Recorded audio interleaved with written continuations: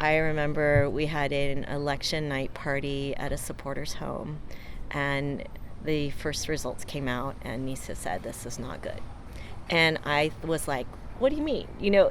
Of course it's good." We had so much support. We had the most money raised, the best endorsements, and the best candidate. I mean, just such a great candidate. But she just looked at those initial results, and we were a little bit behind. I lost by 6 votes, and so it wasn't the result we wanted. But I learned a lot. And so I'm running again this year. One of the things I tell people I'm doing differently, because they do ask, is we started earlier. So we started earlier, and I think we're a little bit more focused. 2 years ago, and I have most of the same people on my team this time around, which is great. And I think the last time we were just having fun. We wanted to win, but that wasn't our primary focus. I think this time, because we lost 2 years ago, we're more focused on what do we need to do to win. Another thing that I think has helped me this year is this past year and a half, I was actually serving on the El Camino Healthcare District Board, which is an elected body.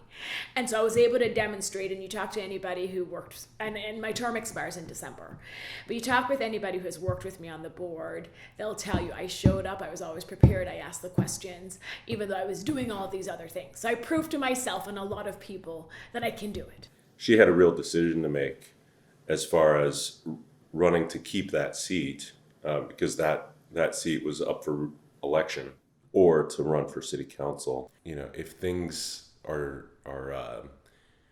not ideal, for example, losing something she was going for, but she can take things in stride and be resilient and decide, I'm gonna go after it again. She knew that what she really wanted to do was help at the local level.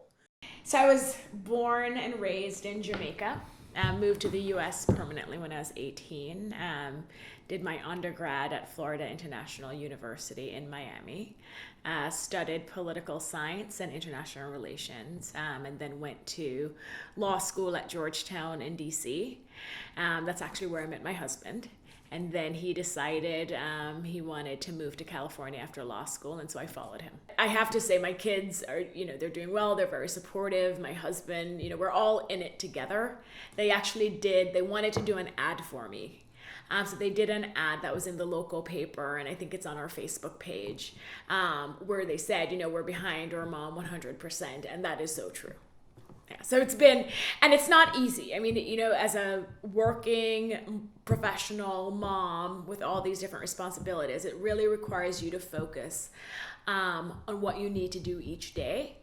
And just, if something doesn't get done, you just move on. It's not a roller coaster for me at this point. It might get there, but I start every morning super pumped.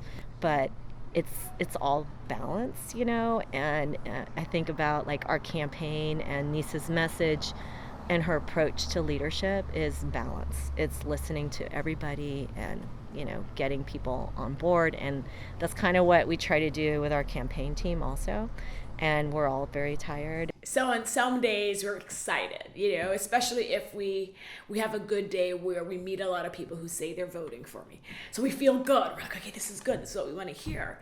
And then the next day we may go to another precinct and they're voting for another candidate, or, they're asking more questions where they haven't decided yet. And so we'll be like, we have more work to do. Yesterday, I was precinct walking, and this little girl, I think she goes to one of the local schools, she saw me and she looked at me and she said, "I hope you win." Just like that. I'm not kidding. And I was like, thank you. I'm very proud to be a female candidate running this year with so many other women, taking a stand, demonstrating that we also have the right experience and leadership style to be leaders in our community. So I'm excited to do that. And I have a 6-year-old daughter, and she's excited, if I'm going to deliver signs to friends. She's like, "Where are you going, Mommy?" And I'm like, "I'm going to go deliver signs." She's like, "Good." Being that we are in Silicon Valley, resilience, failure is so important. It makes you stronger. It makes you better. And I feel for us, that's like really to me, the message of our campaign is that we are strong. We are better now than we were 2 years ago. I saw a candidate from Palo Alto City Council share on Facebook this post.